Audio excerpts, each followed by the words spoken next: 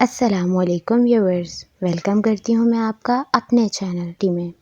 اگر آپ new user ہیں تو ہمارے چینل کو سبسکرائب کرنا نہ بھولیے گا اور بیل آئیکن کو ضرور کلک کیجیے گا تاکہ آنے والی ویڈیو سب سے پہلے آپ کو مل سکے۔ اس کے ساتھ ساتھ میرے ایک اور چینل ثناز وائس کا لنک بھی ڈسکرپشن میں دیا ہے، تو اس کو بھی سبسکرائب ضرور کیجیے گا۔ ویورز، جیسا کہ آپ جانتے ہیں کہ میں ڈیلی آپ کے لیے ایک نئی سٹوری لاتی ہوں، اسی طرح میں آج بھی آپ کے لیے ایک نئی سٹوری لے کر آئی ہوں۔ بڑھتے ہیں اپنی سٹوری کی جانب۔ میرا نام عالیہ ہے۔ میں 23 سال کی نوجوان اور حسین لڑکی ہوں۔ میں نئی اپنے ماموں کے گھر آئی ہوئی تھی۔ چھٹیاں گزارنی تھیں اور ساتھ ماموں کی بیٹی کی شادی بھی تھی، تو میں نے سوچا خوب انجوائے کریں گے۔ تو اسی دوران مجھے اپنی ماموں کی بیٹی کی شادی کے لیے کچھ کپڑے سلائی کروانے تھے۔ میں نے اپنی کزن کو کہا کہ یہاں کے کسی مشہور اور اچھے ٹیلر کے پاس مجھے لے کر چلی جائے، جس سے میں بہت ہی اچھے کر کے اپنے کپڑے سلائی کروا سکوں۔ تو میرے ماموں کی بیٹی مجھے ایک ٹیلر کی طرف لے گئی۔ جیسے ہی ہم اس کی دکان پر پہنچے اور میں اس کو بتانے لگی اپنے کپڑوں کا، تو وہ ساتھ مجھے دیکھ کر مسکرا رہا تھا اور ساتھ میں وہ میرے کپڑے دیکھ رہا تھا۔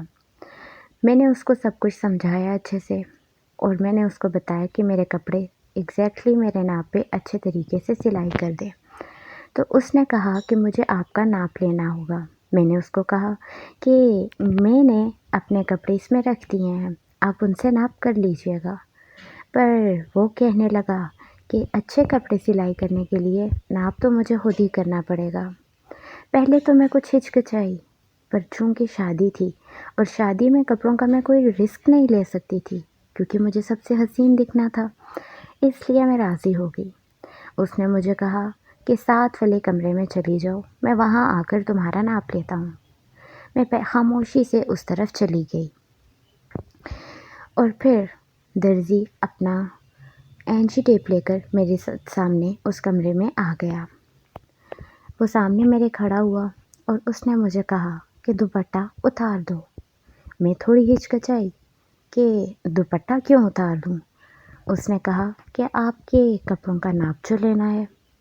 تو میں نے خاموشی سے دوپٹہ اتار دیا اور ایک جگہ پہ سائڈ پہ رکھ دیا۔ اس کے بعد ویورز، اس درزی نے میرا ناپ لینا شروع کیا۔ سب سے پہلے تو اس نے میرے گلے کی پیمائش شروع کی، اور اس نے پیمائش کرتے ہوئے میرے گلے کو کچھ الگ ہی انداز میں چھوا، جس سے مجھے بہت عجیب فیل ہو رہا تھا۔ اس نے میرے گلے کا ناپ لیا اور ساتھ ہی میری گردن کو اس نے چھوا۔ اس کے بعد وہ نیچے کی طرف گیا اور میری چیسٹ کا ناپ لینے لگا۔ جب وہ میرے چیسٹ کا ناپ لے رہا تھا تو اس نے ناپ لیتے ہوئے میرے غباروں کو زور سے دبایا، اور اس کے بعد اس نے بٹنز کو دبانا شروع کیا۔ میں نے اس کو تھوڑی حیرت کی نگاہ سے دیکھا، کیونکہ اب مجھے کچھ ہونے لگا تھا۔ تو اس نے مجھے دیکھ کر تھوڑا سا مسکرایا، اور اس نے آرام سے میرے غباروں کو دبایا پھر سے، اور آہستہ سا پھر اس نے میری کمر کا ناپ لیا۔ جو ہی اس نے میری کمر کا ناپ لیا تو ساتھ میں اس نے میرے بیک کے اوپر ہاتھ پھیرا۔ اس کا یوں اس طرح سے ہاتھ پھیرنا میرے جسم کے اوپر مجھے تھوڑا معیوب لگ رہا تھا۔ ساتھ میں مجھے کچھ عجیب سی فیلنگز بھی آ رہی تھیں، پر میں کیا کر سکتی تھی؟ آخر درزی تھا، اس نے ناپ تو لینا تھا۔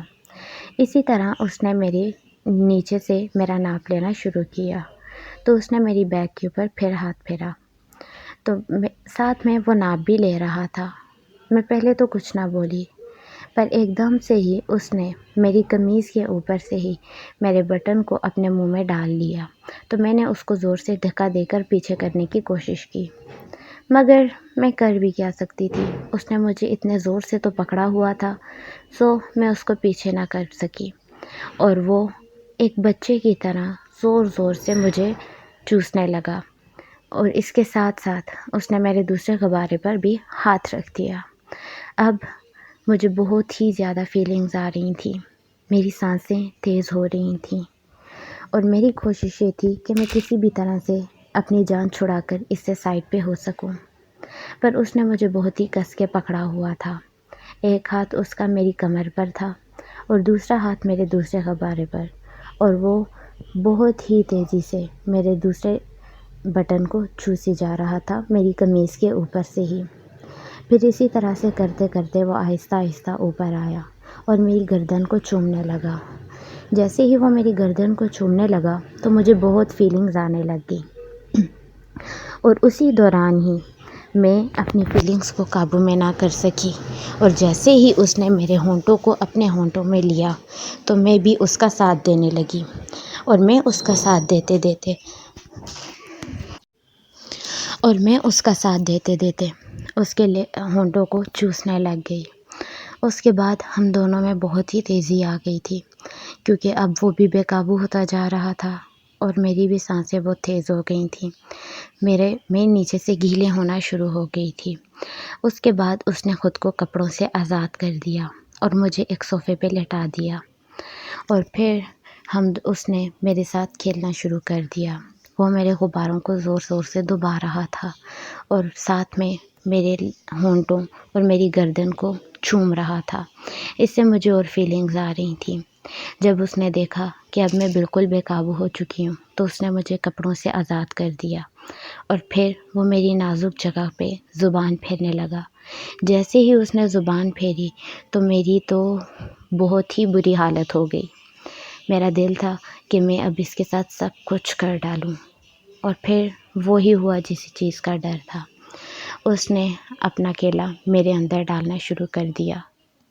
اس نے جب پہلا جھٹکا مارا تو مجھے بہت ہی زیادہ درد ہوا اور میری چیخ نکلنے لگی، پر اس نے میرے ہونٹوں کو اپنے ہونٹوں میں دبا لیا، اور پھر میری چیخ وہیں پہ ضبط ہو گئی، اور اس نے پھر زور سے جھٹکا مارا، جس سے مجھے ایک اور بار بہت ہی پین ہونے لگا۔ پر اس کے ساتھ ساتھ وہ میرے غبارے کو بہت زور زور سے دبا رہا تھا اور میری فیلنگز کو اور بھی زیادہ بڑھا رہا تھا۔